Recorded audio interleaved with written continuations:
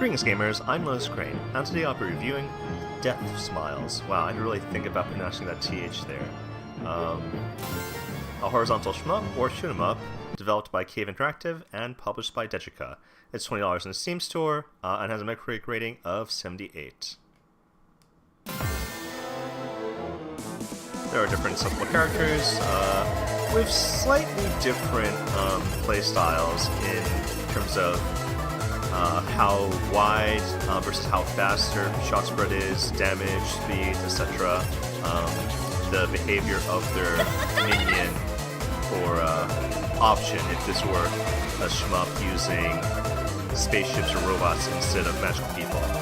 And as usual for shmups involving magical people as opposed to spaceships or robots, this is probably a little more on the challenging side, though it does have a pretty broad difficulty customization menu, so if you need to make it easier, not just in terms of enemy behavior, but give yourself more lives or bombs, or taking less damage for any hit, you can do that to make it even easier.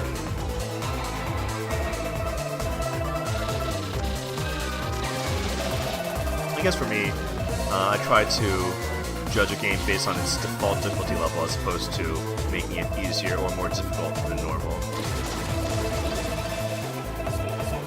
Now, this game is a Steam port of, I guess, an Xbox 360 game. Let's do this chronologically. The arcade version came out in 2007 in Japan. I don't recall ever seeing any in America. Not that I've been to too many video game arcades in America since like the 1990s anyway. But there was an Xbox 360 version in 2009, and then this came out on Steam in 2016.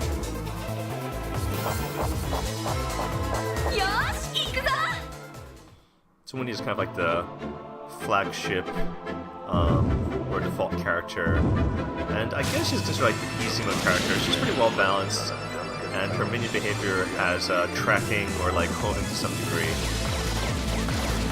So you don't have to think too hard about where you want to position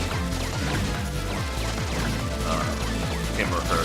I mean, it's an owl, so I'm not going to think too hard on what the gender of an owl is.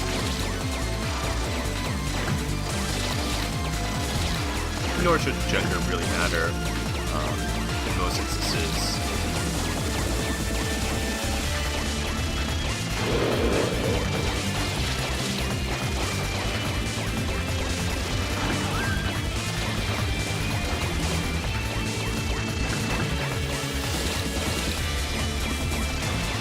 So this game does have separate buttons for shooting right versus shooting left. Even though button configuration allows you to set aside dedicated buttons for things like power up, lock on, attack. Oh yeah, lock on attack. Or bombs. By pressing left and right at the same time, you can pretty much accidentally do those things. It's like one of the little things I don't like about this port. It seems kind of imperfect that you can't really configure the buttons the way you'd want to. Because, like, for example, right trigger and square button going by PlayStation parlance, they're always locked into doing something. Oh, whoops. Wow, I really should have just gone up or down. I don't know why I thought I could avoid it by just continuing to move backwards.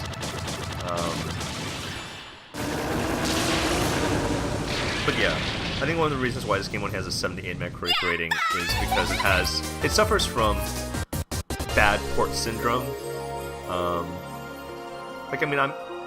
It's nice that, they made up for the lack of further resolution upscaling by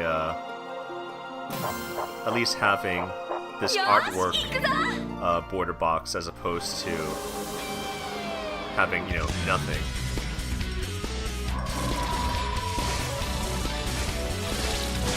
So yeah, if you're wondering why my attack sound looks different, it's because I'm using lock-on mode instead.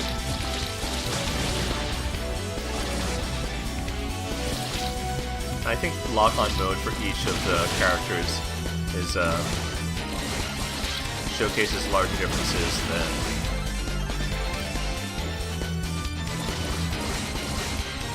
Oh, whoops. So because right triggers always bring a minion, menu. I accidentally brought it up. I meant to press my bumpers. It's really weird.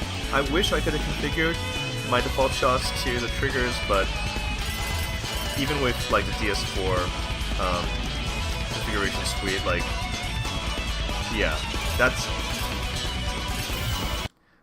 one of the problems with this game is, and I'm going to assume that since this is just being mapped the same way that it would be for Xbox, that even if I had a 360 controller, that I wouldn't be able to fully configure it the way I want to. So yeah, it's bad port syndrome. Though not as bad as like say Final Fantasy VI. Now that's tragically bad. I won't even say it's hilariously bad. It's tragically bad. How bad the Steam port of Final Fantasy VI is. Don't get it. It's just if you can't find your Super Nintendo. I mean, I'm not supposed to tell you to do emulator because, you know, that's software piracy, but no, the Steam port of Final Fantasy VI is just really bad. There have been articles written about how bad it is, so.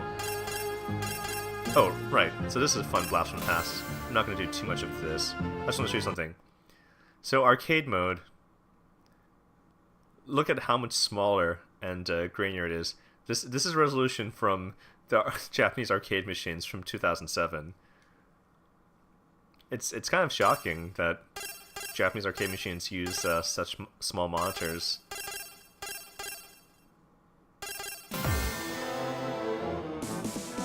Like, look at this. Oh, I didn't mean to. Oh, yeah, I didn't mean to do a tutorial.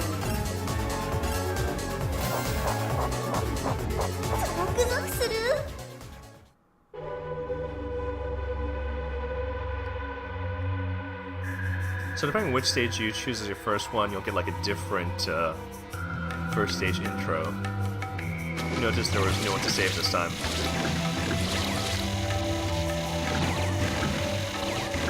So this character, she's very narrow band, but high damage. Unfortunately, her movement speed is... I mean, all the characters' movement speed is slowed down to some degree when you're in hold down the button for rapid fire mode. But her speed takes like the biggest hit, and she's attacking the narrow span. But she kind of makes up for it by having... I think she has the best DPS within her very narrow window. Oh, so you notice I only took half bar of damage. That's because I touched an enemy as opposed to a bullet. You can configure that in options if you want to, but by default, touching an enemy only does half the damage of touching an actual bullet. So, whatchamacallit? In MBL or Mega Black Label mode, which it was released as a Japanese arcade machine a few years after the original release, and I think it was a DLC for the 360 version. They had a fifth playable character who was like a boss from the original game.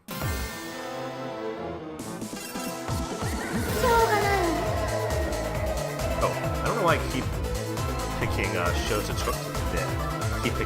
tutorial. It's not that important. I mean, you already saw it the first time.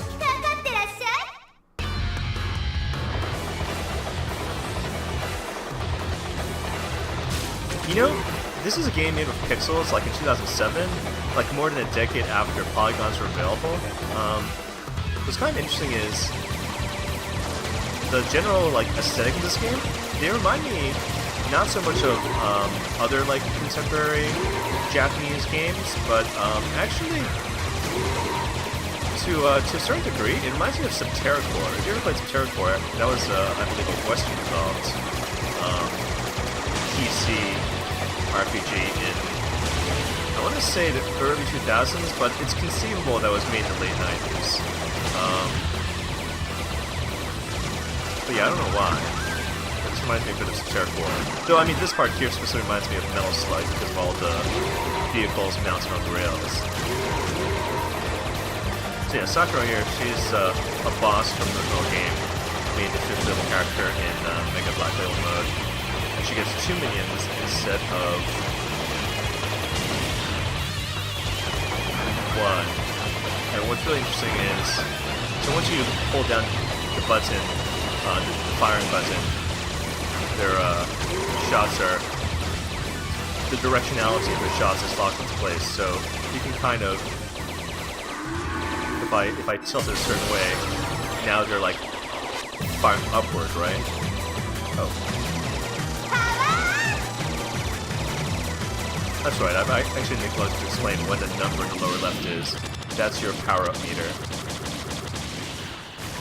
Which thankfully pauses when the boss dies and carries over to the beginning of the next stage.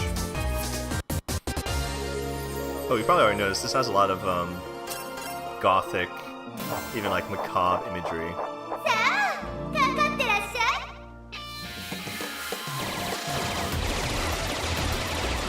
I think this is like what Japanese people imagine the Dark Ages in Europe were like, with lots of witches and whatnot flying around.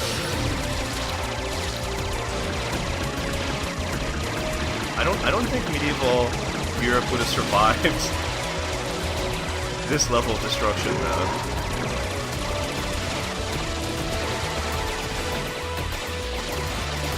I mean, there was like the Black Plague, but like this is ridiculous, right? If there had really been witches and other magical beings flying around, throwing down this level of firepower, yeah.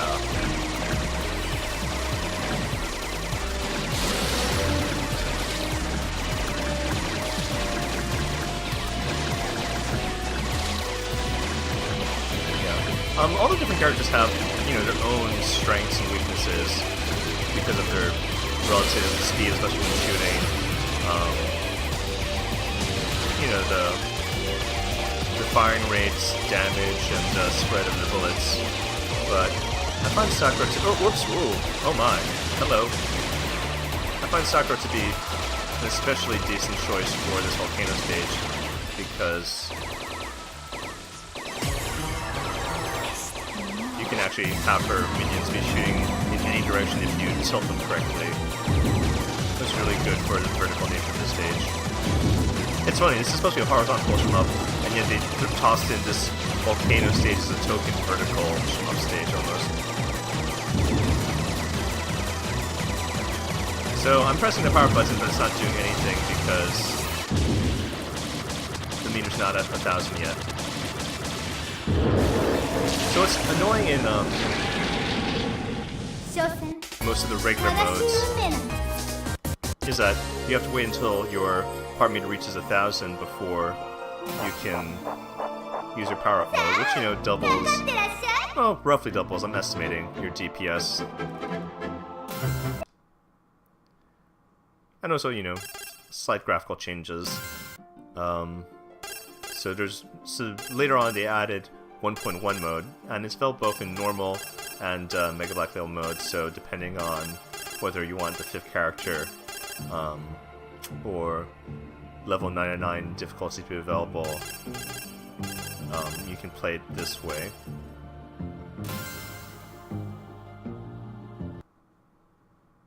And this changes some of the rules of the game, like power-up mode can be activated from 100 instead of 1,000, though of course it'll last a short amount of time, but at least you can do it multiple times per stage, as opposed to like once every stage and a half.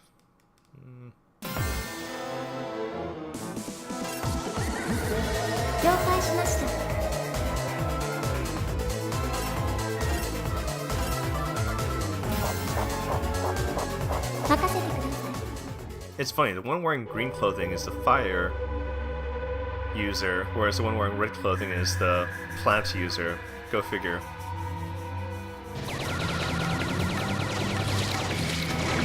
But, so, one of the things that threw me for a loop the first time I played 1.1 mode is they really tweaked the behavior of the minions. Like, most of their characters' regular shots remain unchanged or only slightly tweaked, but mini behavior is dramatically different in 1.1 mode. Like, for example, like you saw me lock in the directionality of Sakura's minions in that volcano stage in regular MDL mode, but in 1.1, her minions kind of like just run around doing whatever the heck, you know, they want. Well, not what they want, but they don't lock in place, which makes volcano stage suddenly, rather than being Sakura's best stage, like her worst stage. Whereas I'm forgetting this character's name, Lolita or something. I actually find her really difficult to use in normal mode because her minions like too short range and slow. Like you have to basically get into like melee range, like casual Shikigami style or Acid Freeze style, to do anything for a minion in regular mode. But in 1.1 mode, the minion suddenly becomes like way more useful. So it almost inverts the playstyles of some of the characters between regular and 1.1 modes.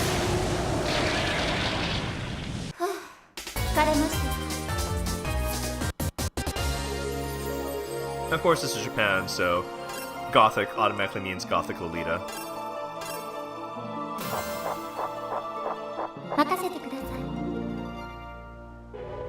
It's not a bottomless swamp. That wouldn't even make any sense.